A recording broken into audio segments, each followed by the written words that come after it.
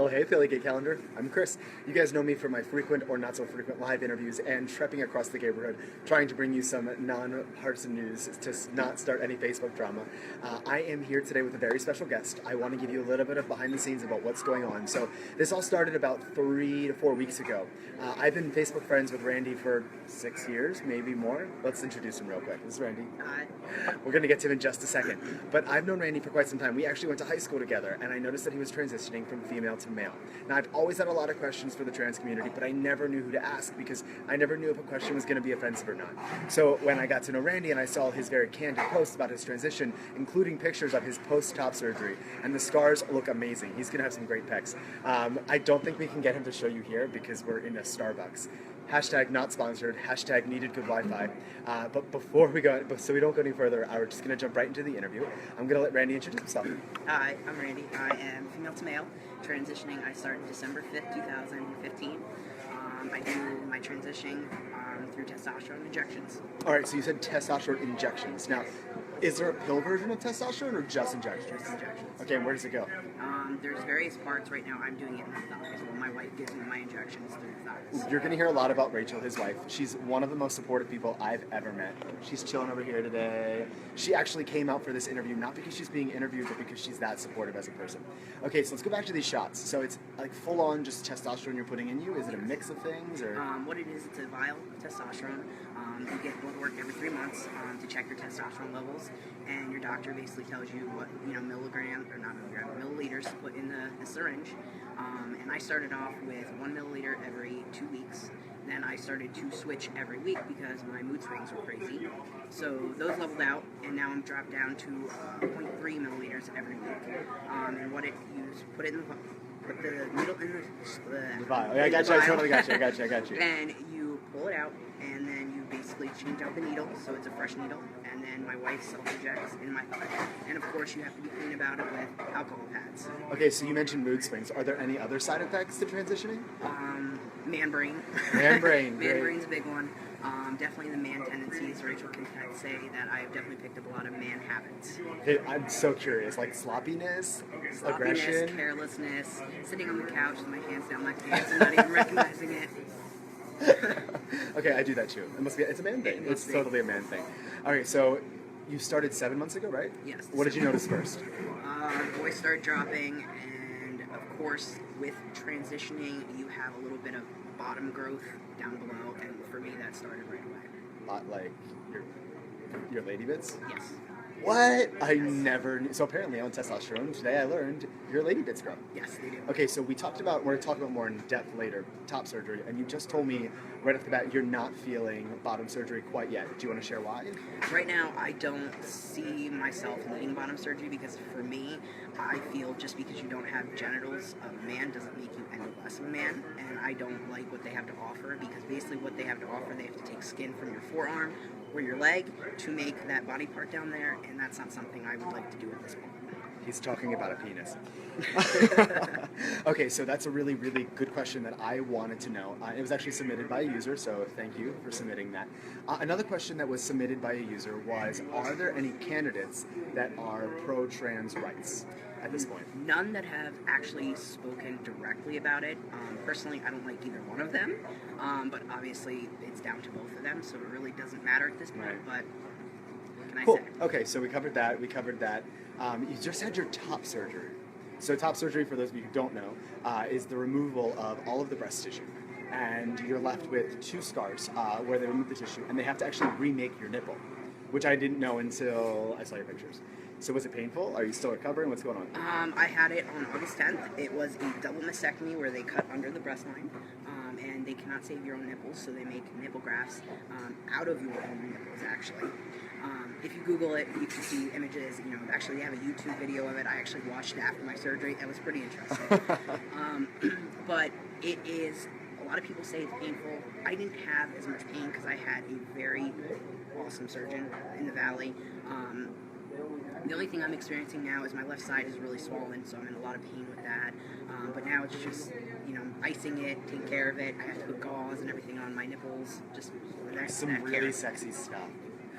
So I guess no hanky-panky time for you and Rachel. No, not right now. now. Oh, I'm so sorry, Rachel. Okay, so I covered that question. I'm keeping a mental checklist of all the questions I've had. Speaking of Rachel, this was one of the first questions that spurred the interview, so we're going to talk a little bit more about it. And I'm really, really, really loving Randy's answer to this. So you started out as a lesbian couple. When you were married, you were a lesbian couple. Yes. What are you now? Right now, in the eyes of society, we would be labeled as heterosexual. In our eyes, we don't like labels, only for the fact that, Rachel and I are in love. There doesn't need to be a label for that. We're both taken. Why do we have to label each other, as we are not out looking for another partner? We just love each other, and that's it. Okay, so now you know, and the next question, this comes from another viewer. This is actually written on Philly Gay Calendar's Facebook wall, pronouns. So a lot of people get really nervous when talking to a trans person that they're going to use the wrong pronoun. You're a him now. Or were you a him the day you decided to be a him? Were you a him when you lost your boobs? When did you become a him? I was a him the day I decided to tell everybody that this is me, and that's it. Sweet. That's pretty much it. When did you start telling people? Did you come? Okay, let's go back. We're gonna zoom in on Randy, and he's gonna tell us his entire life story. Here we go. It's a two-part question. Coming out as a lesbian, was it easy? Was it hard? Did you ever have to do it? And then coming out as a trans, or feeling transsexual. Is that the term I would use? You feel transsexual? Transgender. Okay. So at what point did you come out as a lesbian, and then when did you come out as trans? It's funny, actually. Growing up, I was more of guyish. I grew up, thinking I was a boy. I can attest to that. I, wanted the Happy Meal boy toys instead of the girl toys. And growing up, my mom always was very supportive. Experience, do your own thing. Growing up, I never really thought too much into it, as I had an aunt who wasn't actually my uncle, now an aunt, got me into the scene of transgender. Trying to, open my eyes, and I was still in denial, not wanting to come out at that point. So I lived my life as a butch lesbian because I was attracted to women, not men. Years passed, and I just was not comfortable. I was unhappy. I had weight loss surgery because I gained so much weight, and that made me happy, but not my soul happy, because I was not fully happy with myself. And meeting Rachel, the love that we have for each other, I'm able to finally be myself. And it's funny because about 3 months after we actually got married is when I actually came out to her, saying, this is me, I can't hide it no more. And I won't lie, it was rough. Any relationship will go through that, but we have made it, and it has only made us stronger in the end. That's awesome. So there were 2 coming outs. Yes. So, but you always kind of knew deep down. So I'm totally gay. You can probably tell. And I've always known I was gay. I got called out because my parents found gay porn on my computer in the 3rd grade. So that was, I didn't have to hide it anymore. But I always wondered, I had always known. Before I had to even tell anyone, I always knew. And the same thing with feeling, in the wrong genderly assigned. Yeah. And so it's really important, and I've done my research on this end, and if you want to add any comments to it, feel free, that people understand that who you're sexually attracted to and what gender you feel you were misassigned or assigned at birth is totally different. So just because someone is gay doesn't mean they're transgender, or just because someone's transgender doesn't mean they're gay. They're totally mutually exclusive. Totally agree? Anything? Agreed. So some people just have both. It's a thing. All right, I'm going to run through my checklist of questions again. So I do want to give a quick shout out. I guess for legal purposes, I won't say the name, but Randy actually works for a great company in the Lehigh Valley that has totally supported him in his transition. And it's important that if you are someone out there who feels they might need to start this transition, clearly it's a big decision. It's not something you're going to wake up one morning and all of a sudden decide. But talk to your company and reach out to those people around you and look out and see who's there to support you. Rachel's been your biggest support. Your family's been supportive. Your work's been supportive. What about those people who haven't been supportive? Honestly, I have come across a few, and it's mainly because they don't understand. It's not that they don't want to accept it, it's just they don't understand it, and I think education is the most important thing. Ask what you don't know. Ask what you don't understand. I'm different from most transgender people where I'm very open. I don't hesitate to tell you an answer if you ask. But for those people who don't want to accept it, shame on you, because I'm no less than a human being. I'm me. I'm still Randy. I'm still the same person, just a lot happier and finally comfortable in my own skin. So it got a little loud in Starbucks, so I'm going to use this opportunity as a quick sip break because my throat is parched. Once again, hashtag not sponsored by Starbucks. I had to pay for this, just saying. Okay, I had another question, but now my Starbucks ran. It slipped my head. I think we did the pronouns. Oh, did we cover the pronouns? We didn't cover the. Oh, so Randy just let me know we didn't cover the pronouns. So Randy here is a he, and he's been a he since the day he mentioned he came out. But a lot of people come at us and say, well, what if I mess up? How do I know? Is it okay to ask? That's actually my first question. Can someone ask what pronoun? Is that offensive? No, it is not offensive. A lot of people actually appreciate you asking what pronouns do you use. A lot of people, will just say she instead of, asking. For me, I don't find that offensive only because I'm not one of those people. I still have friends who still mistake me for she, even though I have facial hair. And Very sexy facial hair. And that does not bother me because I know that they truly love me, and it's just a habit of nature because I've been female for so long. Okay, so we covered the pronouns. I'm still upset. I feel like it was related to the haters question, but if it hits me, I'll ask you before the interview's over. Do you have any messages to people who might be struggling to, I don't know if the word come out, is come out appropriate, to come out into their, do you have anyone who's struggling to come out? The only thing I can really suggest to people is, get yourself out there. Find yourself somebody who you can ask questions to. Can people friend you on Facebook or find you, ask questions? Of course. I'm always here for anybody. That was what helped me. I friended somebody that I found on Instagram, actually, and we became friends on Facebook, and he has a wife and kids and stuff like that, and he helped me through, where do I buy my first binder? What do I do? For those who don't know, a binder actually keeps your breast close to your body. A lot of actresses use it to play boys on stage, but in real life applications, it can be used for people who aren't ready for top surgery, can't afford top surgery, but aren't ready to, or are ready to not live with breasts anymore. So he helped me with that, and he helped me figure out, this is me, and he gave me the steps on what I needed to do, to start going to counseling, where I could reach out to other people. Counseling, is that required for gender reassignment? Yes, it is. You have to have counseling in order to even start testosterone, and also in order to get top surgery. Wonderful. I had no idea about that either. Gender reassignment, is that an offensive term? No, that's actually what all the legal terms are called. Sweet, awesome. We went through haters, support system. Do you know where people can get more information? The biggest thing right now is the Bradbury-Sullivan down in Allentown. They offer a lot of resources for that.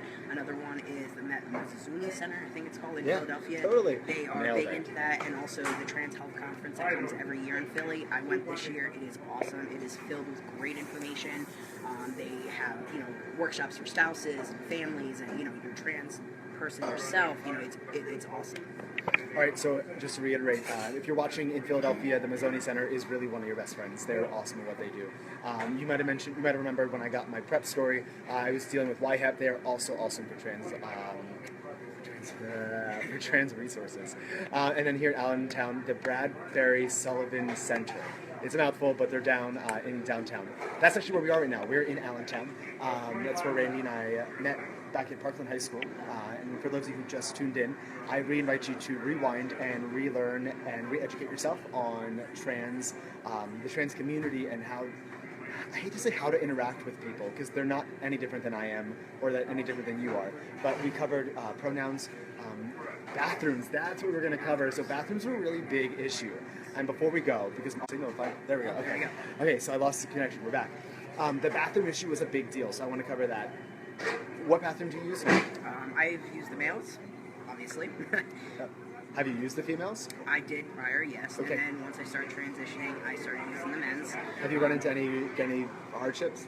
Not personally, no. I go in, do my business, and that's about it. Like we should all be doing, as we try to educate everyone. Make sure you wash your hands. Yeah, wash germs, man. Germs. I'm glad you haven't run into any throwback. Is there?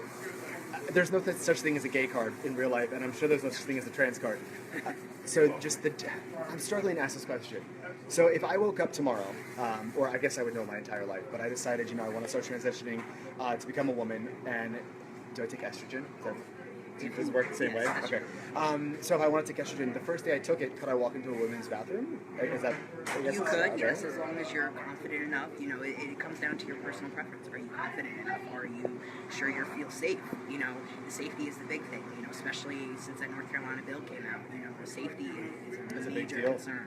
Okay, guys, we're going to wrap things up. I'm going to let Randy have some final thoughts if he has any. If not, he can just say pass. But I just want him to know how supportive we all are.